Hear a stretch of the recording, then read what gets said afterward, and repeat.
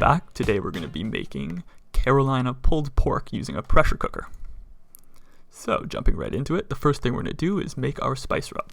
So here I've got 4 teaspoons kosher salt, 2 tablespoons of coarse black pepper, half a teaspoon of cayenne pepper, 2 tablespoons of paprika, and an additional 1 teaspoon of smoked paprika, optionally. Now the spice rub is very simple. All you're going to need to do is take those aforementioned ingredients, mix them together in a bowl, give them a quick stir, and that's it. That's all you need for your spice rub. This is a very flavorful spice rub, and ideally you would do this a day in advance and be able to leave it on the meat so that it can penetrate better, but you can do it a couple hours in advance, which is what I did for this recipe, and it turned out perfectly. So, the choice of meat that I typically use for this type of recipe is pork butt, which is actually the pork shoulder. So, you can trim the fat if you wish. I left it on here, just personal preference. This was a reasonably small pork butt, so I only split it into quarters, but if you have a bigger piece, you're going to want to split it into more pieces so that it's more manageable and you can get better coverage of your spice rub. Now, once you've gotten your meat split apart, just go ahead and start tossing the rub on. There's plenty of rub, so be very liberal with it, and make sure you cover every surface of the meat that's exposed.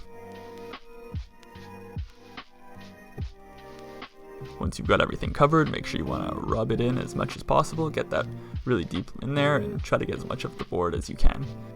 There will be excess on the board, more than likely, unless you have a very large pork shoulder, but don't throw that away. We're going to throw that on top when we toss it into the refrigerator.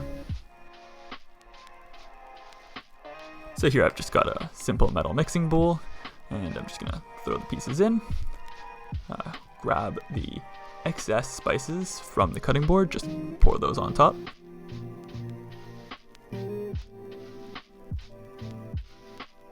And then I'm just going to go ahead and cover this with saran wrap and throw it in the fridge for a couple hours.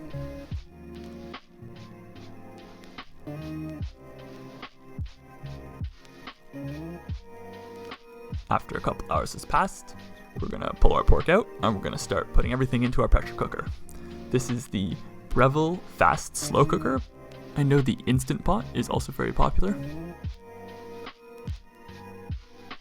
So, next we're going to make the sauce that will cook our meat. I'm going to go ahead and add any excess spice rub left at the bottom of the bowl, get that in there. Then we're going to add 1 cup of apple cider vinegar. We're going to add a 1/4 cup of just ordinary water. Then we're going to add 2 tablespoons of tomato paste. And a 1/3 of a cup of brown sugar, and then 2 tablespoons of Worcestershire sauce. So now that we've got everything in the pressure cooker, we're going to close the lid and we're going to dial in the settings. So we're going to go for, on my machine it's pressure cook, and then meat, so boneless meat, and that defaults to 40 minutes at 12 psi.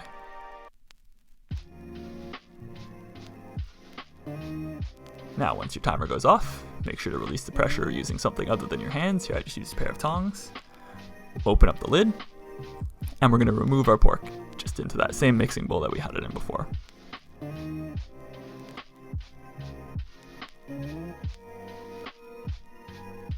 So, the next thing that we're going to do is throw the pressure cooker into reduce mode, so that sauce will reduce down and we'll get a more concentrated flavor.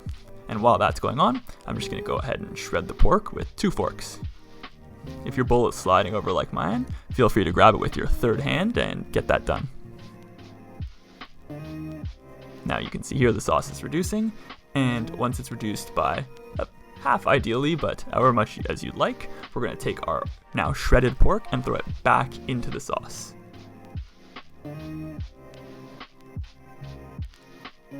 If you didn't want to throw your pork back into the machine, you could drain the sauce out into a separate bowl and then add your pork in with that, or pour the sauce out on top of your pork in your bowl. Now here I have some fresh homemade buttermilk biscuits. Video coming soon on how to make these. They're very delicious, flaky, and I find they go perfectly with this pulled pork. but you can also go ahead and put it on a bun or just eat it plain. And that's it. It's a very simple recipe.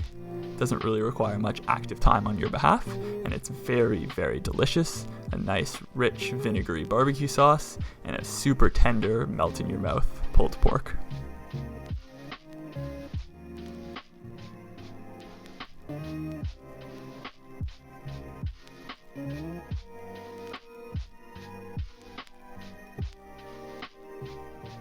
And that's it for the pulled pork recipe. As I mentioned before, there's the buttermilk biscuit video coming soon. Make sure to check that one out on this channel. And thanks for stopping by.